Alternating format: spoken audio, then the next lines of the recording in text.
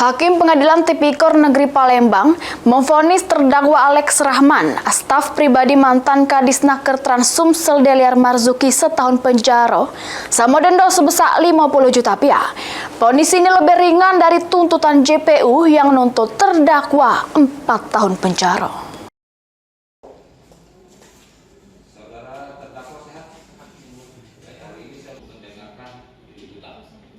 Sidang kasus suap terkait penerbitan surat keterangan layak K3 di Disnaker Trans Sumsel di Pengadilan Tipikor Negeri Palembang diketuai Hakim Idiil Amin yang hadir ke terdakwa Alex Rahman, staf pribadi mantan Kadisnaker Trans Sumsel Deliar Marzuki. Juru sidang ini, Hakim jatuh ke vonis setahun penjara sama denda sebesar 50 juta rupiah pada terdakwa Alex Rahman. Namun denda tersebut tidak dibayar diganti dengan pidana kurungan 2 bulan penjara. Menurut Hakim, terdakwa Alex Rahman secara sah serta meyakinkan bersalah melanggar pasal 11 Undang-Undang Tindak Pidana Korupsi tentang gratifikasi.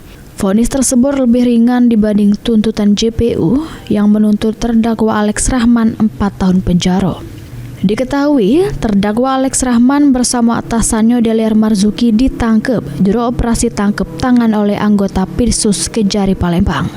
Kedua terdakwa diduga terlibat juru praktek pemerasan sama penerimaan duit suap terkait penerbitan surat K3 untuk sejumlah perusahaan di Sumsel. Mulyadi, PAL TV.